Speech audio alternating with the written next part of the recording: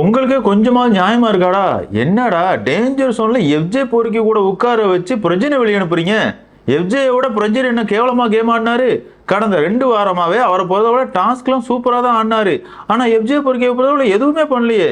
படுத்து தூங்கிட்டு தானே இருந்தான். அவனை பிக் பாஸ் வீட்டுக்குள்ள வச்சுக்கிட்டு பிரஜனை தூக்கி வெளியே அனுப்புறானுங்க. அது மட்டும் இல்லங்க, கனியை முதல் ஆளா காப்பாத்துறாங்க. இதெல்லாம் பார்க்கும்போது நமக்கெல்லாம் செம காண்டா இருந்துச்சு அப்படின்னே சொல்லலாம். என்னதான் இருந்தாலும் இன்னைக்கான எபிசோட பொறுத்தவரை விஜய் சேதுபதி கொஞ்சமாவது நியாயமா நடந்துக்கிட்டார் அப்படின்னே சொல்லலாம். ஆமாங்க, இன்னைக்கான எபிசோட்ல நிறைய பேர் பண்ண தவறுகளை எடுத்து சொல்றாரு. அது ரொம்பவே முக்கியம் அப்படின்னே சொல்லலாம். அப்பனா தான் அவங்களோட தவறுகளை திருத்திக்கிட்டு முன்னேறதுக்கு அது ஒரு வாய்ப்பு அமையும். அதே நேரத்தில் எப்பவும் போலவே விக்ரம், கனி, எஃப்ஜே, அரோரா இவங்க பண்ற வேலைகள் எதையுமே இன்னைக்கான எபிசோட்லயே அட்ரஸ் பண்ணல அப்படின்னே சொல்லலாம். ஆமாங்க, இந்த 4 பேரையும் நடுராத்திரி பார்த்தோம் அப்படின்னா சகுனிகள் மாதிரி உட்கார்ந்து அடுத்தவனை எப்படி குழி தோண்டி புதைக்கலாம் அப்படிங்கிற மாதிரி தான் பேசி இருப்பாங்க. எப்பா இவனுக்கு ஒரு குறும்படத்தை போட்டு இவங்களோட முகத்திலையும் கொஞ்சம் கிளிங்கப்பா அப்படிங்கிற மாதிரி தான் இருந்துச்சு. இருந்தாலும் விஜய் சேதுபதியை பொறுத்தவரை இல்லப்பா விக்ரம் என்னோட நண்பன், அவனை பத்திலாம் நான் பேசவே மாட்டேன் அப்படிங்கிற மாதிரி கடந்து போயிடாரு. சரி, என்னதான் இருந்தாலும் இன்னைக்கான எபிசோட பொறுத்தவரை என்னெல்லாம் நடந்துச்சு அப்படிங்கிறத டீட்டெயிலா பார்த்தலாம். வீடியோக்குள்ள போறதுக்கு முன்னாடி நம்ம சேனலுக்கு நீங்க புதுசா இருந்தீங்க அப்படின்னா மறக்காம சப்ஸ்கிரைப் பண்ணிருங்க. வாங்க வீடியோக்குள்ள போலாம். அதாவது இன்னைக்கான எபிசோட பொறுத்தவரை சுபிக்ஷாவோட பாட்டோட தான் ஸ்டார்ட் ஆகுது. அவங்கள பொறுத்தவரை மீனவர்களுக்காக ஒரு பாட்டு பாடுறாங்க. சூப்பரா இருந்துச்சு அப்படின்னு சொல்லலாம். அந்த இடத்துல விஜய் சேதுபதியும் பாராட்டுறாரு. உங்களை பொறுத்தவரை நீங்க வந்த சமூகத்தை உயர்த்தணும் அப்படிங்கிறதுக்காக பல இடங்கள்ல அதை பத்தி பேசுறீங்க. அதுவே பெரிய விஷயம், தொடர்ந்து பேசுங்க அப்படிங்கிற மாதிரி பாராட்டுறாரு. சார், இந்த வக்கரம் பிடிச்ச விக்ரம் வந்து இப்படி பண்ணாத, தொடர்ந்து மீனவர்கள் அப்படிங்கிற மாதிரி பேசிக்கிட்டே இருக்காத அப்படிங்கிற மாதிரி பேசினா சார். அந்த பயல கொஞ்சம் செருப்பால் அடிச்ச மாதிரி ஏதாவது ஒன்று கேட்டு விடுங்க சார் அப்படிங்கிற மாதிரி தான் இருந்துச்சு. ஆமா தானங்க, இந்த விக்ரம பொறுத்தவரை அவன் மட்டும் தான் பெர்ஃபார்ம் பண்ணோம். வேற யாரு பெர்ஃபார்ம் பண்ணாலுமே அவனுக்கு பொறுக்காது. சுபிக்ஷா இதே பாட்டை லிவிங் ஏரியால பாடுறதுக்காக கேட்டிருந்தாங்க. அந்த இடத்துல விக்ரம் பொறுத்தளவுல ஏமா இப்பவும் கடல் பட்டாமா அப்படிங்கிற மாதிரி கேலி கிண்டல் தான் பண்ணியிருந்தாரு. அதாவது விக்ரம பொறுத்தளவுல என்னதான் தங்கச்சி மாதிரி சுபிக்ஷா கிட்ட பேசி பழகினாலுமே பெர்ஃபார்மன்ஸ் வந்துட்டா நான் மட்டும் தான் பண்ணோம், வேற யாருமே ஸ்கோர் பண்ணிடக்கூடாது அப்படிங்கிற ஒரு குறுகுன புத்தி உடையவன் அப்படின்னே சொல்லலாம். அதுக்கப்புறமா விஜய் சேதுபதியை பொறுத்தவரை இந்த வீட்டில் இருக்கிற போட்டியாளர்களோட கேம் பிளே எப்படி இருக்குது, யாரு உங்களோட கேமை எப்படி பாதிக்கிறாங்க அப்படிங்கிற மாதிரி கேள்வி கேட்கிறாரு. இந்த இடத்துல வினோத் வந்து ஆதிரையோட பேரை சொல்றாரு. அதாவது ஆதிரை வந்து வெளியே போயிட்டு ரீஎன்ட்ரி கொடுத்துருக்காங்க. வந்த ஆதிரை வந்து என்னதான் டார்கெட் பண்ற மாதிரி இருக்குது, நான் வந்து மார்க் பண்றேன், இரிட்டேட் பண்றேன், மத்தவங்க பேசுறதே கேட்க மாட்டேங்க அப்படிங்கிற மாதிரி என்ன இழிவா பேசி என்ன புட் டவுன் பண்ண பாக்குறாங்க அப்படிங்கிற மாதிரி ஆதிரை பண்ற வேலைகளை வினோத் இந்த இடத்துல பதிவு பண்றாரு. உண்மையாவே ஆதிரை அந்த வேலையை தான் பாத்துக்கிட்டு இருக்காங்க. அதை விஜய் டிவி தான் பண்ண சொன்னாங்களா அப்படிங்கிறதுமே நமக்கு டவுட்டா தான் இருக்குது அப்படின்னு சொல்லலாம். ஆமாங்க, இந்த சீசனை பொறுத்தவரை அதிகப்படியான விஜய் டிவி ப்ராடக்ட் வந்து பிக் பாஸ் வீட்டுக்குள்ள இருக்கிறாங்க. இருந்தாலும் மக்களை பொறுத்தவரை எங்க சப்போர்ட் திவாகருக்கு கூட பண்ணுவோம்ப்பா, ஆனா விஜய் டிவி ப்ராடக்ட்டுக்கு பண்ண மாட்டோம் அப்படிங்கிற மாதிரி திவாகர், வினோத், பாரு இந்த 3 பேருக்கு தான் அதிகப்படியான மக்கள் சப்போர்ட் பண்ணியிருக்காங்க. இது விஜய் டிவி ப்ராடக்டா இருக்கிற எல்லாருக்குமே செம காண்டா இருக்குது. அதுலயும் வெளியே பார்த்துட்டு வந்ததுக்கு அப்புறமா ஆதிரையை பொறுத்தவரை பல இடங்கள்ல வன்மங்களை கொட்ட முடியுது. இதை தான் இந்த இடத்துல வினோத் பதிவு பண்றாரு. அடுத்ததா வியானாவை பொறுத்தவரை பார்வதியோட பேரை சொல்றாங்க. அதாவது பார்வதி வந்து மற்றவங்களை கீழே இறக்கி விட்டுட்டு அவங்க மேல போகணும்னு பாக்குறாங்க அப்படிங்கிற மாதிரி காரணங்களை சொல்றாரு. ஏமா ஒரு கேம்ல முன்னேறணும்னா இன்னொருத்தன் கீழே வந்துதான் ஆகணும். பார்வதியோட கேம் பிளே முதல் வாரத்துல இருந்தே இதே கேம் தான். ஆனா என்ன, பார்வதியை பொறுத்தவரை இதெல்லாம் என்னோட கேம்டா அப்படிங்கிற மாதிரி சொல்லிட்டு பண்றாங்க. பல பேர் வந்து மறைமுகமா சகுனி வேலைகளை பார்த்துட்டு இருக்காங்க. அது உங்க கண்ணுக்கெல்லாம் தெரிய மாட்டேங்குது. அடுத்ததா சபரியை பொறுத்தவரை திவ்யாவோட பேரை சொல்றாங்க. அதாவது திவ்யா வந்து அவங்க பண்றதுதான் சரி, மற்றவங்க எல்லாருமே தப்பு அப்படிங்கிற மாதிரி ஒரு பிளேமிங் கேமை மட்டும் தான் ஆடி இருக்காங்க அப்படிங்கிறத சபரி பதிவு பண்றாரு. உண்மையாவே திவ்யாவோட கேம் பிளே அது மட்டும் தான், வேற எதையுமே பண்ணல. மற்றவங்களை குறை சொல்லி விளையாடுறது மட்டும் தான் திவ்யாவோட கேமாவே இருக்குது. அடுத்ததா வர அமித் வந்து கனியோட பேரை சொல்றாரு. அதாவது கனியா இருக்கட்டும், விக்ரமா இருக்கட்டும், இவங்க எல்லாருமே ஒரு குரூப்பா கேம் ஆடி இருக்காங்க. அந்த குரூப்ல பேசிட்டு இருக்கும்போது நம்ம அங்க போனோம் அப்படின்னா நம்மளை அவாய்ட் பண்ணிடுறாங்க. பார்வதி, கமர்தீனா இருக்கட்டும், மீதி யாரா இருக்கட்டும், அவங்க கூட என்ன சேர்த்துக்கிறாங்க. ஆனா கனியை பொறுத்தவரை என்ன சேர்த்துக்க மாட்டேங்காங்க அப்படிங்கிற மாதிரி இந்த இடத்துல கனியை போட்டு புழக்கிறாரு. அமித், அவங்க கூட எல்லாம் சேராம இருக்கிற வரைக்கும் உங்களுக்கு நல்லது. நீங்க கேம் ஆடுறீங்களோ இல்லையோ, நீங்க ஒரு நல்லவர் அப்படிங்கிற மாதிரி ஒரு இமேஜாவது இருக்குது. கனி கூட எல்லாம் சேர்ந்து உட்கார்ந்து பேச தொடங்கிட்டீங்க அப்படின்னா உங்க பேரும் கெட்டு போயிடும். அந்த வகையில கனி உங்களுக்கு ஒரு விதத்துல நல்லதுதான் பண்ணிட்டு இருக்காங்க. அடுத்ததா அரோராவை பொறுத்தவரை ரம்யாவோட பேரை சொல்றாங்க. அதாவது அண்ணன் தம்பி அப்படிங்கிற மாதிரி உறவு முறைகளை சொல்லியே தப்பிச்சுக்கிட்டு போற மாதிரி இருக்குது அப்படிங்கிற மாதிரி சொல்றாங்க. பலூனுக்கா, நீங்க என்னக்கா கேம் ஆடிடுறீங்க? ஆண்கள் கூட சேர்ந்துக்கிட்டு ஒரு கேம் ஆடிடுறீங்க. எப்படி அவங்க தோல்ல சஞ்சிக்கிறது, அவங்கள உங்க மடியில படுக்க வச்சுக்கிறது, இதை தவிர நீங்க எதுவுமே கிளிக்கலையக்கா? இருந்தாலும் உங்களுக்கும் விஜய் சேதுபதி சொம்பு தூக்குறாரு. அவரும் உங்களோட பெய்டு சப்ஸ்கிரைபரா அப்படிங்கிறது தெரியல. அடுத்தது வர எஃப்ஜே வந்து பார்வதி, ரம்யா இந்த 2 பேரையும் சொல்றான். பார்வதிக்கு என்ன காரணம் சொல்றான் அப்படின்னு பார்த்தோம்னா, பார்வதி வந்து அடுத்தவங்களை குறை சொல்லி அவங்களோட கேரக்டரையே தப்பா காட்டுறா, ப்ரொஜெக்ட் பண்றா அப்படிங்கிற மாதிரி காரணங்களை சொல்றாரு. ரம்யாவை பொறுத்தவரை உடம்பு சரியில்லை அப்படிங்கிற மாதிரி ஒரு நாடகம் போடுற மாதிரி தெரியுது அப்படிங்கிற மாதிரி காரணங்களை சொல்றாரு. அடுத்ததா சுபிக்ஷாவை பொறுத்தவரை பாரு வந்து கமர்தீனோட கேமை கெடுக்கிறாங்க, பாருக்காக பல இடங்கள்ல கமருதீன் வந்து வாண்டட சண்டைக்கு போறாரு, இதனால கமருதீனோட கேம் பாதிக்கப்படுது அப்படிங்கிற மாதிரி சுபிக்ஷா பேசுறாங்க. ஏம்மா, பாருவால கமருதீனோட கேம் பாதிக்கப்படல, கமருதீனால தான் பாருவோட கேம் பாதிக்கப்படுது, இது தெரியாம பேசுறியம்மா அப்படிங்கிற மாதிரி இருந்துச்சு. அடுத்தது ஆதிரை பொதுவாக எஃப்ஜே போட்டு புழக்கிறாங்க. நம்ம முதல்ல இருந்தே சொல்லிட்டு இருக்கோம், ஆதிரை உள்ள போனதுக்கு அப்புறமா எஃப்ஜே கிழிச்சு நட்டுருவீங்க அப்படிங்கிற மாதிரி எதிர்பார்த்துக்கிட்டு இருந்தோம். எதுவுமே பண்ணலையம்மா, புரணி மட்டும் தானே பேசிட்டு இருக்கா அப்படிங்கிற மாதிரி சொல்லியிருந்தோம். ஆனா வீக்கெண்ட் எபிசோட்ல ஆதிரை அவங்களோட வேலையை கட்டாங்க அப்படின்னு சொல்லலாம். அதாவது எஃப்ஜே பொறிக்க பொறுத்தவரை பெண்களை பயன்படுத்தி ஒரு கேவலமான கேம் ஆடிட்டு இருக்கான், அவனை நல்லவனா காட்டிக்கிறான், பல இடங்கள்ல அவனோட கேமுக்காக பெண்களை பயன்படுத்திக்கிறான், அது நானா இருக்கட்டும் வியானாவா இருக்கட்டும், இதுதான் அவனோட கேவலமான கேம் பிளேயா இருக்குது அப்படிங்கிற மாதிரி ஆதிரை வந்து எஃப்ஜே பண்ற பொறுக்கித்தனத்தை வீக்கெண்ட் எபிசோட்ல ஓபன் பண்றாங்க. அடுத்ததா கமருதீனை பொறுத்தவரை ஆதிரை போட்டு புழக்கிறாரு. அதாவது ஆதிரை வந்து கொளுத்தி விடுற வேலையை தான் பார்த்துக்கிட்டு இருக்கா, அடுத்தவங்களை ஏத்தி விட்டு ஒரு கேவலமான கேம் ஆடிட்டு இருக்கா. அது மட்டும் இல்லாம அரோரா கிட்ட இல்லாதது போலாதெல்லாம் சொல்லிட்டு இருக்கா, நானும் பாரும் சேர்ந்து அரோராவை பழி வாங்குறோம் அப்படிங்கிற மாதிரி சொல்லிட்டு இருக்கா அப்படிங்கிற மாதிரி இந்த இடத்துல கமருதீன் பேசுறாரு. அந்த நேரம் அரோராவோட மூஞ்செல்லாம் பார்க்கணுமே, இல்லையப்பா நான் தெரிஞ்சுதானே எல்லாமே பண்ணிக்கிட்டு இருக்கேன் அப்படிங்கிற மாதிரி ஒரு திமிரா பார்த்துக்கிட்டு இருந்தாங்க. உண்மையை சொல்லணும் அப்படின்னு பார்த்தோம்னா கமருதீனால பாருவோட கேம் பாதிக்கப்படுது, அதே நேரத்தில் இந்த அரோராவால கமருதீனோட கேம் தான் பாதிக்கப்படுது. இதை புரிஞ்சிக்காம இந்த கமருதீனை பொறுத்தவரை நான் ரொம்ப புத்திசாலி அப்படிங்கிற மாதிரி ஒரு கோமாளி மாதிரி தான் நடந்துகிட்டு இருக்கேன் அப்படின்னு சொல்லலாம். அடுத்ததா வர பிரஜின் வந்து கனி, சபரி, எஃப்ஜே, விக்ரம் இந்த 4 பேருமே ஒரே கூட்டணியில் தான் இருக்காங்க. இவங்களை பொறுத்தவரை அண்ணன், தம்பி, தங்கச்சி, அக்கா அப்படிங்கிற மாதிரி உறவை சொல்லி கூப்பிட்டு கேமுக்கு எடுத்துக்கிட்டு இருக்காங்க. இவங்க யாருமே டைரக்டா ஒரு பிரச்சனையை உண்டு பண்றது இல்ல, இவங்களை யார் அண்ணனா தம்பியா அக்காவா நினைக்கிறாங்களோ அவங்கள தூண்டி விட்டு ஒரு கேவலமான கேம் ஆடிட்டு இருக்காங்க. அதனால பாதிக்கப்படுறது இவங்க கூட இருக்கிற போட்டியாளர்கள் அப்படிங்கிற மாதிரி உண்மையை பளிச்சுன்னு போட்டு உடைக்கிறாரு. உண்மையாவே இந்த கேமை தான் விக்ரமா இருக்கட்டும் கனியா இருக்கட்டும் விளையாண்டுட்டு இருக்காங்க அப்படிங்கறதான் உண்மை. அடுத்தது வர்ற சாண்ட்ரா வந்து அதை கரெக்டா சொல்றாங்க. அதாவது கனியா இருக்கட்டும் விக்ரமா இருக்கட்டும் இவங்களை பொறுத்தவரை உறவுகளை வச்சு ஒரு கேவலமான கேம் ஆடிட்டு இருக்காங்க, இவங்களை நம்புற மத்தவங்க தான் இதனால பாதிக்கப்படுறாங்க அப்படிங்கிற மாதிரி சொல்றாங்க. உண்மை அதுதானங்க. விக்ரமால சுபிக்ஷா, வியானா இவங்க 2 பேரோட கேம் பாதிக்கப்படுது. வியானா ரொம்பவே தப்பா கேம் ஆடுறா, எஃப்ஜே கூட பண்றதெல்லாம் தப்பு அப்படிங்கிற மாதிரி பல இடங்கள்ல விக்ரம் பேசுறதெல்லாம் பார்க்க முடியுது. ஆனா மாமா பையல நீ தான்றா மாமா வேலையை பார்த்து விட்டது, நீ இப்ப எதுக்காக வியானா தப்பா பேசுற அப்படிங்கிற மாதிரி நமக்கு பல இடங்கள்ல ஃபீல் ஆயிடுச்சு. அதே மாதிரி தான் கனியை பொறுத்தவரை வந்த முதல் நாள்ல இருந்து இன்னைக்கு வரைக்குமே அன்பு கேங்ல யாரெல்லாம் இருக்கிறாங்களோ அவங்கள தூண்டி விட்டு ஒரு கேவலமான கேம் ஆடிட்டு இருக்காங்க. ஆனா என்ன, கடந்த வாரத்தை பொறுத்தவரை விக்ரம், எஃப்ஜே, கனி, அரோரா இந்த 4 பேர் தான் ஒரே கூட்டணியில இருக்காங்க அப்படின்னு சொல்லலாம். இந்த கூட்டணியை பொறுத்தவரை மெயின் வில்லன்கள் அப்படின்னா 2 பேர் தான், அது விக்ரம், கனி. இந்த 2 பேர் சொல்றதை கேட்டுட்டு மீதி உள்ளவங்க ஆடிட்டு இருக்காங்க. இதனால என்னெல்லாம் வரப்போகுது அப்படிங்கிறத நம்ம பொறுத்து தான் பார்த்தாகணும். அடுத்ததா பாரு வர்றாங்க. பாருவை பொறுத்தவரை கனி, விக்ரம், எஃப்ஜே இந்த 3 பேருமே ஒரே கூட்டணியா தான் விளையாண்டுட்டு இருக்காங்க அப்படிங்கிற மாதிரி சொல்றாங்க. அது மட்டும் இல்லாம எஃப்ஜே பொறுத்தவரை ரொம்பவே கேவலமான கேம் ஆடி இருக்கான், நான் கேம்ல இருக்கணும் அப்படிங்கிறதுக்காக சண்டை போடுறேன் அப்படிங்கிற மாதிரி சொல்றான், லவ் கண்டென்ட் கொடுக்குறேன் அப்படிங்கிற மாதிரி சொல்றான், இப்படி என்ன புட்டன் பண்ண பாக்குறான் எஃப்ஜே அப்படிங்கிற மாதிரி சொல்றாங்க. உண்மையாவே எஃப்ஜே அதை பல இடங்கள்ல பாருக்கு பண்ணிட்டு இருக்காரு அப்படின்னு சொல்லலாம். இப்படி எல்லாருமே பேசினதுக்கு அப்புறமா விஜய் சேதுபதியை பொறுத்தவரை இதுல பல பேர் வந்து வன்மத்தை தான் கொட்டினீங்க, சில பேர் தான் உண்மையை பேசின மாதிரி இருந்துச்சு, இருந்தாலும் யார் என்ன பேசினாங்க அப்படிங்கிறத புரிஞ்சுக்கிட்டு கேமை பார்த்து விளையாடுங்க அப்படிங்கிற மாதிரி எல்லாருக்குமே ஒரு அட்வைஸ் கொடுக்குறாரு. எப்பா விஜய் சேதுபதி இதுல எல்லாருமே கரெக்டான கருத்துக்களை தான் சொன்னாங்க, யாருமே பூசிலாம் மொழுகல. அதாவது உன்னை பொறுத்தவரை எல்லா இடத்துலயும் விக்ரம பத்தி பேசுறதெல்லாம் தப்பா நினைச்சுக்காதீங்கப்பா, விக்ரம் நல்லவன் அப்படிங்கிற மாதிரி முட்டு கொடுக்குற மாதிரி எனக்கு என்னமோ தோணுது, எனக்கு மட்டும் தான் தோணுதா பாக்குற உங்களுக்கும் தோணுதா அப்படிங்கறத கமெண்ட்ல மென்ஷன் பண்ணுங்க. இப்படியே விஜய் சேதுபதி சொல்லிட்டு ஒரு பிரேக் எடுத்துட்டு போறாரு. அதுக்கப்புறமா பார்த்தோம் அப்படின்னா கனியை பொறுத்தவரை ஆஸ்கார் அவார்டுக்காக ஒரு நடிப்பை போடுறாங்க. அழுதுகிட்டே அமித் கிட்ட பேசுறதை காட்டுறாங்க. அமித் இதே மாதிரி நீங்க தப்பா நினைச்சிருந்தீங்கன்னா அதை டைரக்டா என்கிட்டயே சொல்லியிருக்கலாமே, எதுக்காக வீக்கெண்ட்ல வந்து சொல்றீங்க, நான் அப்படிப்பட்டவெல்லாம் கிடையாது, நான் எல்லாருக்கிட்டையும் அன்பா தான் பேசுவேன், அன்பா தான் பழகுவேன், என்ன போய் நீங்க தப்பா நினைச்சிட்டீங்களே கோபால் அப்படிங்கிற மாதிரி அழுது புலம்புறாங்க கனியக்கா. அமித் இந்த முதல்ல கண்ணீரை மட்டும் நம்பிராதீங்க அப்படிங்கிற மாதிரி தான் நமக்கு இருந்துச்சு.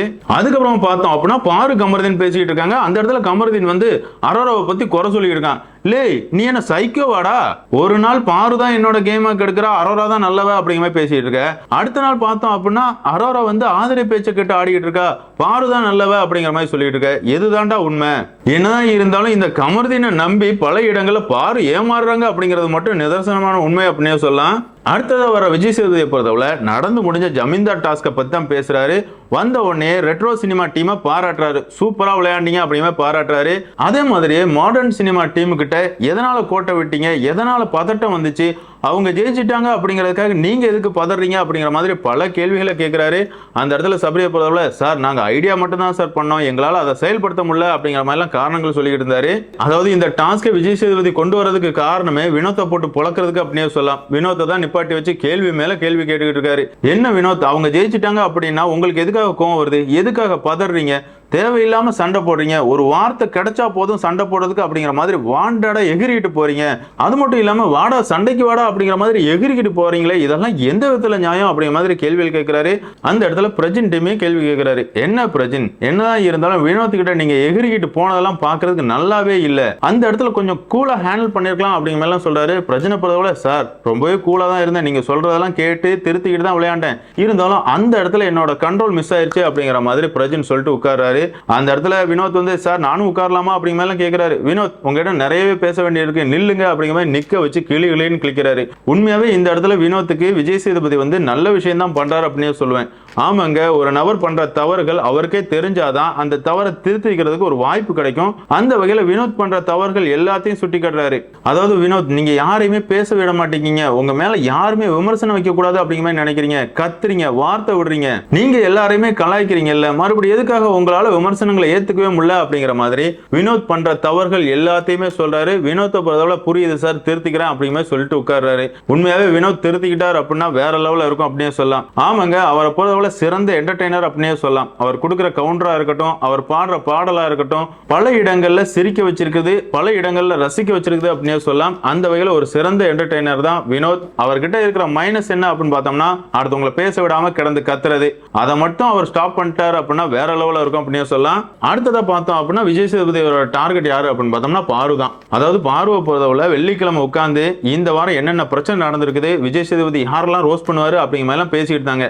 என்ன பாரு, இதெல்லாம் பேசுறதுக்கு நீங்க யாரு, சரி அப்படின்னா நான் இன்னைக்கு எந்த பிரச்சனையெல்லாம் பத்தி பேசுறோம் நீங்களே சொல்லுங்க அப்படிங்கிற மாதிரி பார்வை கொஞ்சம் ரோஸ்ட் பண்றாரு. ஆனா இதெல்லாம் தேவையில்லாத அணி மாதிரி தான் தெரிஞ்சு. என்னங்க, எல்லா வாரமே வீக்கெண்ட்ல ஒவ்வொரு ஆளா ரோஸ்ட் பண்றாங்க, அப்படி இருக்கும்போது பாரு அந்த இடத்துல பேசுனது எந்த தப்புமே கிடையாது. அதாவது ரெட்ரோ சினிமா டீமை பொறுத்தவரை நெக்லஸ் எடுக்கணும் அப்படிங்கிறதுக்காக ஆக்டிவிட்டி ஏரியால வச்சு மாடர்ன் சினிமா டீம் எல்லாரையுமே வச்சு பூட்டினாங்க. இது தப்பு, விஜய் சேதுபதி இதை பத்தி கேள்வி கேட்பாரு அப்படிங்கிற மாதிரி பார்வதி பேசியிருந்தாங்க. இதை நியாயப்படுத்தி இந்த இடத்துல விஜய் சேதுபதி பேசுறாரு. அது எப்படி நீங்க பேசலாம், அந்த இடத்துல தப்பா இருந்துச்சு அப்படின்னா பிக் பாஸே ஸ்டாப் பண்ணிருப்பார்ல, எது தப்பு எது சரி அப்படிங்கிறது டீமுக்கு தெரியாதா அப்படிங்கிற மாதிரி பேசுறாரு. சார் அது எல்லாமே அவங்களோட ஸ்ட்ராட்டஜியா கூட இருக்கட்டும், ஆனா அந்த இடத்துல அப்படி நடந்துகிட்டதுனால ரம்யாவுக்கு அடிபட்டுச்சு, இதை நீங்க அட்ரஸ் பண்ணிருக்கணுமே, பண்ணவே இல்லையே. எதுக்காகனா அந்த வேலையை பார்த்தது விக்ரம், வக்ரம் பிடிச்ச விக்ரம் பார்த்த வேலை தான் அது, இதை நீங்க கண்டிக்கணும் அப்படிங்கிற மாதிரி பாரு பேசினதுல எந்த தவறுமே இல்லை. ஆனா அப்படிலாம் நீங்க பேசக்கூடாது, என்ன பேசணும் பேசக்கூடாது அப்படிங்கிறது எங்களுக்கு தெரியும் அப்படிங்கிற மாதிரி பார்வை ஸ்டாப் பண்றாரு விஜய் சேதுபதி. சூப்பர் சார், வேற லெவல் சார், நீங்க என்ன வேணாலும் பண்ணுவீங்க, அதை யாருமே கேள்வி கேட்க கூடாதா அப்படிங்கிற மாதிரி தான் இருந்துச்சு. அதுக்கப்புறம் பார்த்தோம் அப்படின்னா முழுக்க கேப்டன்சியை வச்சு ரம்யாவை போட்டு புழக்கிறாரு. அதாவது டாஸ்க்ல ரம்யா தன்னோட தலை பதவியை தவறா பயன்படுத்திட்டாங்க அப்படிங்கறத பல பேர் பேசுறாங்க. இதை கண்டிப்பா பேசுவாங்க அப்படிங்கறத நம்ம எல்லாருக்குமே தெரியுமே.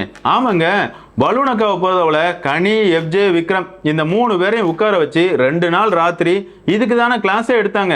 ரம்யாவை நம்ம சும்மா விடக்கூடாது, கண்டிப்பா இதெல்லாம் கேள்வி கேட்கணும் அப்படிங்கிற மாதிரி எல்லாருக்குமே கிளாஸ் எடுத்தாங்கல்ல. இதை விஜய் சேதுபதி பார்த்திருக்காரு.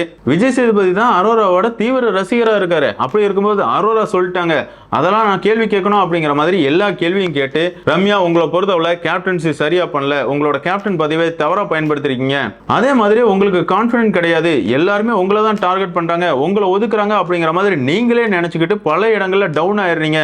அது மட்டும் இல்லாம உடம்பு சரியில்லைன்னு சொல்லிட்டு இருக்கேமா, அப்படி என்னதான் பிரச்சனை அப்படிங்கிற மாதிரி ஒட்டு மொத்தமா ரம்யாவை போட்டு பொழந்து கட்டிடுறாரு அப்படின்னு சொல்லலாம். உண்மைதான், பல இடங்கள்ல ரம்யா வந்து போலியா தான் இருக்கிறாங்க, நடிக்கிறாங்க, மிச்சர் தான் சாப்பிட்டு இருக்காங்க, அதுல எந்தவித மாற்றுக்கருத்துமே இல்ல. கொஞ்சம் முன்னாடி தான் பார்வை போட்டு பொழந்தீங்க, வீக்கெண்ட்ல நான் என்ன பேசணும் என்ன பேசக்கூடாது அப்படிங்கறத நீங்க எப்படி குரூப்பா உட்காந்து பேசலாம் அப்படிங்கிற சொல்லிட்டு இருந்தீங்க. ஆனா இந்த இடத்துல அரோரா, விக்ரம், கனி, எஃப்ஜே இந்த 4 பேர் பேசின எல்லா கருத்துக்களையும் நீங்க எடுத்து பேசுறீங்களே சார், வேணும்னா உங்களுக்கு பதிலா விக்ரமே ஹோஸ்ட் பண்ண சொல்லுங்க, சூப்பரா இருக்கும் அப்படிங்கிற மாதிரி தான் இருந்துச்சு. அதுக்கப்புறம் பார்த்தோம் அப்படின்னா திவ்யா, கமருதீன் இந்த 2 பேருக்கு இடையில நடந்த சண்டைகளை பத்தி பேசுறாரு. அந்த இடத்துல கமருதீன் வந்து விளக்கம் கொடுக்கிறாரு. சார் என்னை பொறுத்தவரை நானுமே வார்த்தை விட்டேன் இல்லைன்னா சொல்ல, ஆனா அந்த இடத்துல திவ்யா வந்து ஒரு மாதிரி ஆக்ஷன்லாம் காட்டினாங்க அப்படிங்கிற மாதிரி சொல்றாரு. அதுக்கு திவ்யா பொறுத்தவரை செம மட்டும் கொடுக்குறாங்க. சார் அப்படிலாம் ஒன்றும் சொல்ல சார், தப்பாலாம் சொல்ல சார், பாரு வந்து கமருதீன் கையை பிடிச்சிட்டு போனாங்க, நான் கையை பிடிச்சிட்டு போ அப்படிங்கிற மாதிரி தான் சொன்னேன் அப்படிங்கிற மாதிரி சொல்றாங்க. அந்த இடத்துல விஜய் சேதுபதி வந்து ஏமா நீ அதெல்லாம் மீன் பண்ணி சொல்லல, நீ பண்ணது கேவலமா தான் இருந்துச்சு, கமருதீன் பண்ணது தப்புனா இந்த இடத்துல நீ பண்ணதும் தப்பு தான் அப்படிங்கிற மாதிரி திவ்யாவுக்கு ஒரு செருப்படி கொடுத்து உட்கார வைக்கிறாரு. அதே நேரத்தில் ரம்யாவோட கேப்டன்சி எப்படி இருந்துச்சு அப்படிங்கிற மாதிரி திவ்யா கிட்ட கேட்டாரு அப்படின்னா அதுக்கு திவ்யா என்ன சொல்றாங்க அப்படின்னு சார் ரம்யா சொல்றது யாருமே கேட்கல சார், நான் கேப்டனா இருக்கும் போதும் அப்படிதான் சார் எல்லாருமே நடந்துக்கிட்டாங்க அப்படிங்கிற மாதிரி இப்ப வரைக்கும் அதே தான் உருட்டுறாங்க திவ்யா. அதுக்கும் விஜய் சேதுபதியை பொறுத்தவரை திவ்யா கொஞ்சம் நீங்க அதுல இருந்தாலும் வெளியே வாங்க, நீங்க கேப்டனா இருந்து 3 வாரம் தாண்டி வந்தாச்சு, இருந்தாலும் நீங்க அந்த இடத்துலயே தான் நின்னுகிட்டு இருக்கீங்க, அதை தவிர நீங்க எந்த கேமும் ஆடின மாதிரி இல்ல, அடுத்தவங்களை பிளேம் பண்றது மட்டும் தான் உங்களோட கேமா இருக்குது, நீங்க கேம் ஆட தொடங்குங்க அப்படிங்கிற மாதிரி திவ்யாவுக்கு ஒரு அட்வைஸும் கொடுக்குறாரு. அதுக்கப்புறமா இந்த வாரம் நாமினேட் செய்யப்பட்ட எல்லாரும் ஒன்னா உட்காருங்க அப்படின்னு சொல்றாரு. எல்லாரும் ஒன்னா உட்காருறாங்க. முதல் நபரா கனியை காப்பாத்துறாரு. இதெல்லாம் எந்த விதத்துல சார் நியாயம்? கனி எல்லாம் எப்பவுமே வெளியே போயிருக்க வேண்டிய நபர், கனிக்கு பதிலா திவாகரை வெளியே தூக்கி போடுறீங்க. அடுத்த வாரமும் கனி தான் கடைசி இடத்துல இருக்கிறாங்க. அந்த வாரம் என்ன பண்றீங்க? எவிக்ஷனே இல்ல அப்படிங்கிற மாதிரி சொல்றீங்க. இந்த வாரமும் டேஞ்சர் சோன்ல தான் கனி இருந்தாங்க, எஃப்ஜே இருந்தான், இருந்தாலும் இவங்க 2 பேரையும் காப்பாற்றணும் அப்படிங்கிறதுக்காக பிரச்சனை தூக்கி வெளியே போடுறீங்களே அப்படிங்கிற மாதிரி தான் இருந்துச்சு. ஆமாங்க, விஜய் சேதுபதியை பொறுத்தவரை இப்படி ஒவ்வொரு ஆளா காப்பாத்துறாரு. கடைசியா பார்த்தோம் அப்படின்னா சாண்ட்ரா, பிரஜன், எஃப்ஜே இந்த 3 பேருமே டேஞ்சர் சோன்ல இருக்கிறாங்க. அந்த நேரம் அவர் கையில இருக்கிற கார்டு எடுத்து நீட்டுறாரு. பிரஜனோட பேர் இருக்குது. இதுல பிரஜன் வெளியே போனது கூட எனக்கு வருத்தம் இல்லைங்க. எஃப்ஜே பொறுக்கி கூட டேஞ்சர் சோன்ல இருந்த பிரஜனை வெளியே அனுப்புனது தான் எனக்கு வருத்தமா இருக்குது. எஃப்ஜே மாதிரி பொறுக்கித்தனங்களை பண்றவன் எல்லாம் உள்ள இருக்கும்போது பிரஜன் வெளியே போயிருக்க வேண்டாம் அப்படிங்கிறது மட்டும் தான் என்னோட கருத்தா இருந்துச்சு. என்னதான் இருந்தாலும் பிரஜன் தான் வெளியே போறாருன்னு தெரிஞ்ச உடனே சாண்ட்ரா வந்து ரொம்பவே கதறி ஆள்றாங்க.